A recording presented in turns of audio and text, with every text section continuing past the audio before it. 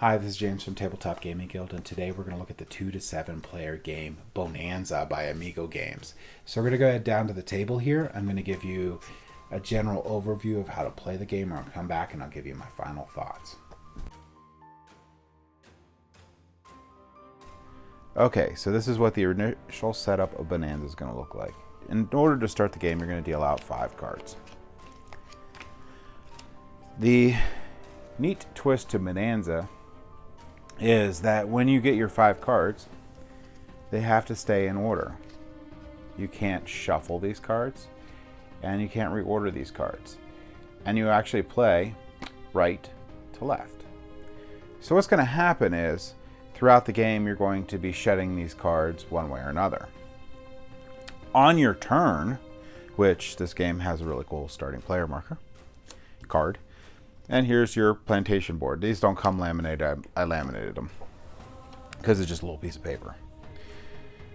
You have 2, and I also mentioned that there's other variations of this game that have the same name, depending on the version number of it. I've had ones where you can purchase another field, or you can have up to 3 fields. But this game here, you have 2 fields.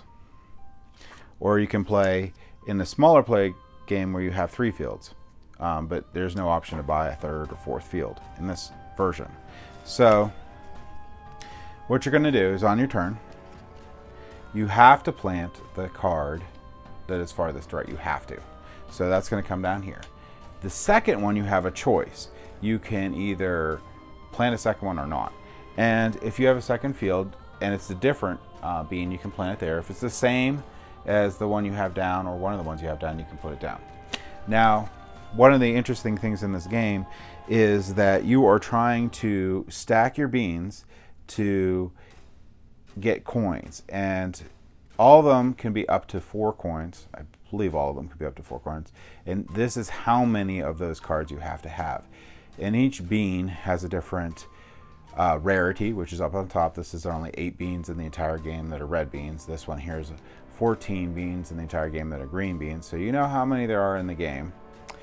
And this is how many of each you'll need to get each of the levels. So here you'll have 2 red beans will give you 1 coin, 3 red beans will give you 2 coins, 4 red beans will give you 3 coins, and 5 red beans will give you 4 coins. However, while you're trying to build these stacks, if for any reason you get, I know I'm putting these out of order, you're not supposed to, if for any reason you get a bean that isn't one of these 2, so if I have 2 of these out here, let's actually do it this way. So let's say I have a stack like this, and I have a stack like this. And for some reason, I comes back to my turn, I have these 2 stacks, and I'm forced to place another bean. I have to get rid of my largest stack so to place that bean. And if you notice that when I got rid of this stack, I don't have enough to get a coin, so they just get discarded. Sorry, discarded. So that is the general rules on planting your beans. You can harvest yours at any time. So if you have enough and you want to get any of these, you can just harvest at any time and then place one down, as long as you can get a coin. So then on your turn, you're going to flip over 2 cards from the top here. All right.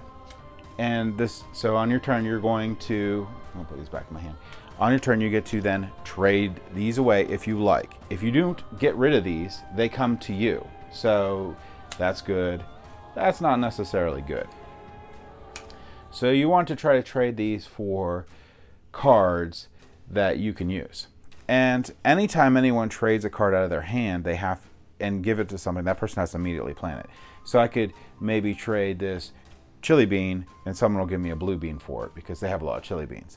The other thing you can do on your turn is I can actually trade, without reordering these, any of these cards out of my hand with another player. I can say, well, you know, I have 2 green beans here. Will you give me 2 blue beans? And if they say yes, you give them the 2 green beans out of your hand, and they give you 2 blue beans and they come down. This is actually the primary mechanism in the game to prevent from having to plant things on the beginning of your turn that you don't want to. So, and I also create like combos so you can do the double planting, because the game actually runs out when this deck here goes through 3 times. And you're like, well, that's a pretty large deck. Well, as you're going, this is going to get smaller each round. And what ends up happening is when people harvest these, if they harvest the, let's say 4 bean or 1 bean, the back here is a coin. So however many coins you got, you flip that over and put that in a stack here, and that's how many you have, and the remainder goes into the discard.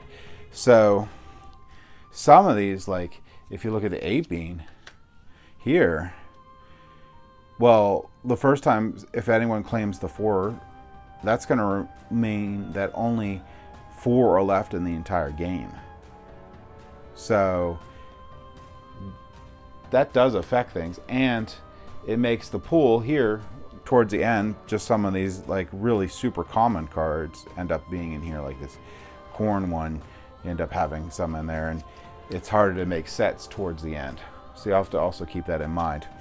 After you either trade or get rid of these cards, and some of them come to you and some of them go out to other people, the last thing you're going to do is you're going to draw 3 more cards, and it has to be drawn into, in order, at the end of your hand.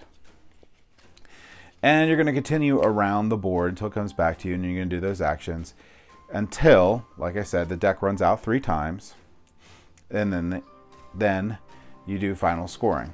And in final scoring, you're just going to simply, whatever number of coins you got from harvesting, the one with the most coins wins. So that is it for the general overview of the rules of Bohnanza. Where Bohnanza really shines is the fact that it has that unique mechanism where you can't reorder your hands, which is really cool, and forces you to need to do trades, and where you flip these cards and opponents may or may not take advantage of you if they know that you have like a giant set here that you're almost finishing, but you don't need either of those. They might make bad trades with you or not trade at all just to ruin your stuff. So there is a lot of interaction in this game. There's a lot of talk with the other players.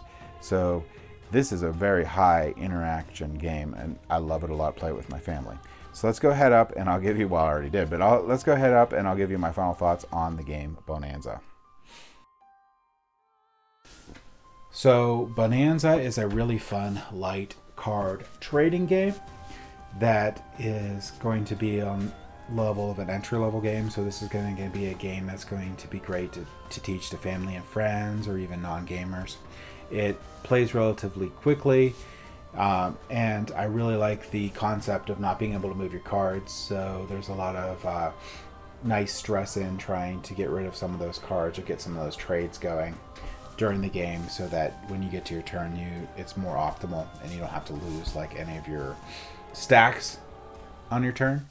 Now I will say that there is they have changed the rules of the different versions of Bohnanza, so depending on the version of Bohnanza you have, there might be slightly different ones. Some of them actually allow you to buy an extra field to play beans on and such. There's some of them have little differences in them. But this is the version I have. I like it a lot. So again, if you're looking for a nice card trading game that is easy to teach and good to play with non-gamers or gamers alike, I would highly recommend checking out Bohnanza. Thank you for watching.